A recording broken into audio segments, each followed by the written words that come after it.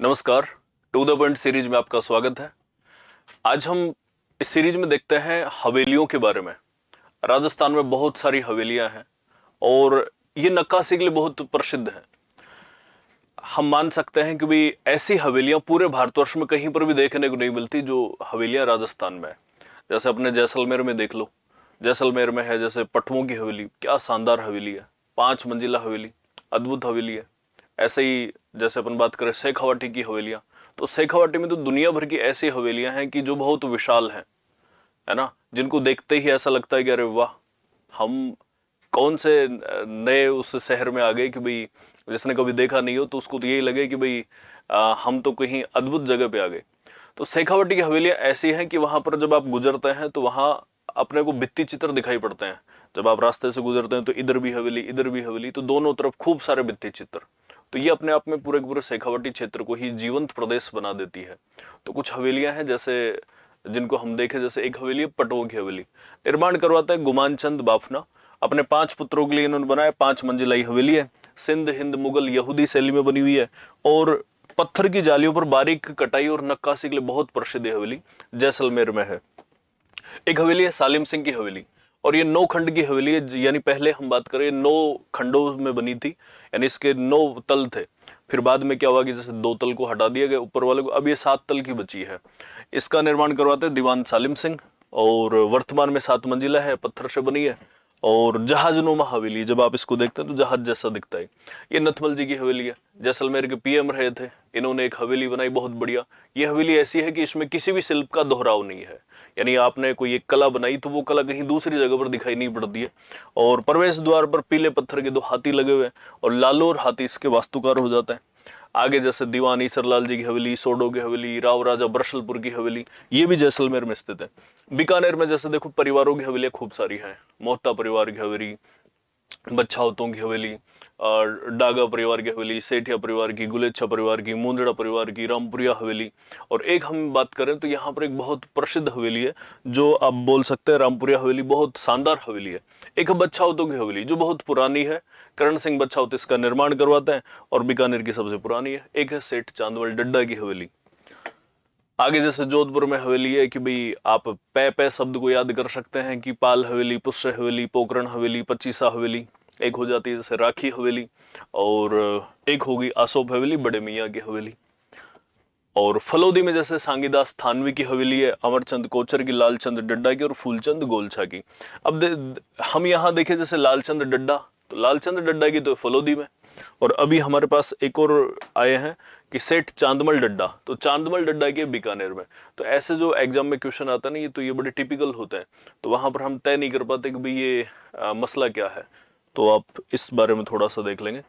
अब शेखावाटी की हवेलियों की बात करें तो ये बहुत बड़ी बड़ी हवेलियां होती थी और इनके बीच में प्रांगण होता था, खुला चौक होता था और ऊंची उठी हुई होती थी, यानी जैसे धरातल से बहुत ऊंची होती थी और खुला प्रांगण बोल सकते हैं, ऊंचे खुर्रे पर बनी होती थी। और यहाँ पर पेंटिंग बहुत प्रसिद्ध है, तो इसलिए भित्ति चित्रों के लिए जो प्रसिद्ध हवेली है वो कहाँ पर मिलती है, शेखावाटी में।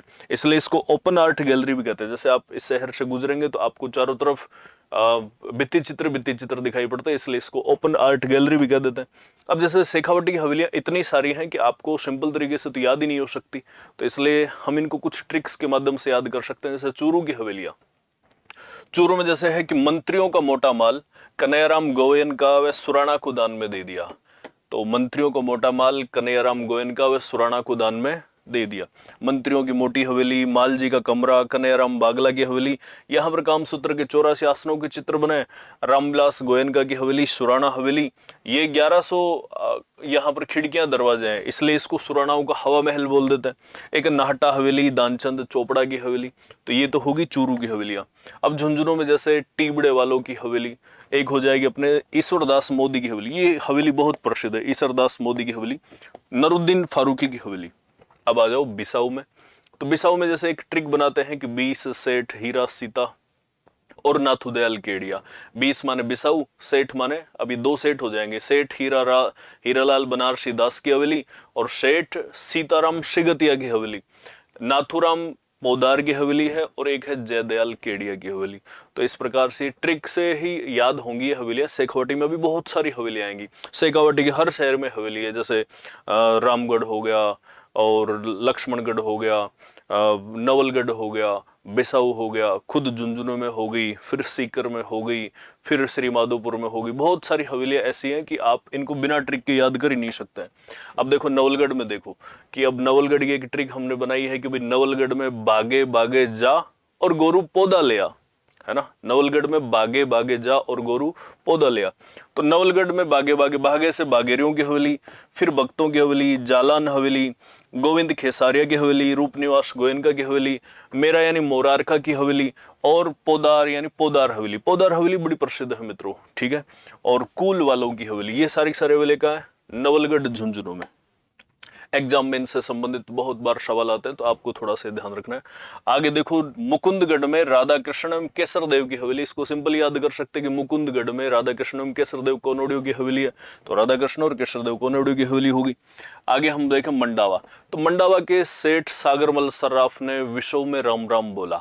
तो मंडावा के सेठ होते हैं सागरमल, तो सागरमल लाड़िया जी हो गए, सराफ माने सराफों की हवेली, और ने यानी नेवटिया हवेली, और विश्व में यानी विश्वनाथ गोयनका की हवेली, और राम राम बोला मतलब रामनाथ गोयनका की हवेली, और फिर एक राम से हो जाता रामदेव चौखानी की हवेली। अब देखो आप इन सबको ट्रिक्स के साथ ही याद कर सकते हैं, वैसे तो याद होगा ही नहीं आपको, है ना। और कुछ बच्चे ऐसे भी होते हैं कि जो बिना ट्रिक के याद कर ले, तो बहुत बढ़िया बात है। और एक अपने चिड़ावा झुंझुनू की हवेली, यानी चिड़ा बाग में डालियों पर झूल रहा है। तो एक बाग यानी बागड़ियों की हवेली, और डाल माने डालमियों की हवेली। महणसर झुंझुनू की हवेली जैसे सोने चांदी की हवेली है, यहाँ पर वास्तव में सोने चांदी की नहीं है, यहाँ पर क्या जो भित्ति चित्र बने वो सोने चांदी के बने हैं, यानी सोने चांदी की शाही से, इसलिए सोने चांदी की शाही से बनी हुई हवेली है। एक है तोलाराम जी का कमरा। बिरला हवेली है पिलानी झुंझुनू, जहाँ बिट्स पिलानी जो संस्थान भी है। केजरीवाल हवेली अलसीसर झुंझुनू, और एक है सेठ लालचंद गोयनका की हवेली, यह है ढूंढलोद झुंझुनू में। इस प्रकार से एक सीकर में बात करें तो सीकर में नई गोरी गोरी बीननी आई है, ऐसा मान सकते हैं कि भाई नई हवेली, और गोरी बीननी का मतलब है गौरीलाल बियाणी की हवेली। ऐसे ये हवेलियां शेखावटी यानी सीकर की हो गई। अब रामगढ़ सीकर में भी हवेली है, और रामगढ़ में क्या है कि रामगढ़ में ताराचंद खेमका और घनश्याम दास रामगोपाल पोदार बैठे हैं। रामगढ़ में ताराचंद खेमका और घनश्याम दास रामगोपाल पोदार बैठे हैं। तो बिठाओ भाई, ताराचंद्र व बैद्यनाथ रुइया की हवेली, खेमका की हवेली, घनश्याम दास पोदार की हवेली, और रामगोपाल पोदार की हवेली। फतेहपुर सीकर में बात करें तो फतेहपुर में नानी का नंदलाल फतेह सिंह रहता है ना। तो नानी का नंदलाल माने नादिन ला प्रिंस की हवेली, फिर नंदलाल माने नंदलाल देवड़ा की हवेली, फतेह सिंह की हवेली, और सिंह माने सिंगानिया हवेली। ये हो जाती है फतेहपुर सीकर की हवेली। श्री माधोपुर में स्पेशल पंसारी हवेली है, और लक्ष्मणगढ़ जो सीकर है यहाँ पर राठी हवेली और केडिया हवेली बहुत प्रसिद्ध है। कुछ हवेलियां जैसे हम बिना ट्रिक्स के भी देख लेते हैं, हालांकि जैसे आप इनकी फोटो देखें तो ये है ईसरदास मोदी की हवेली, नाथुराम पोदार की हवेली ये है, और ये जालान हवेली हो गई।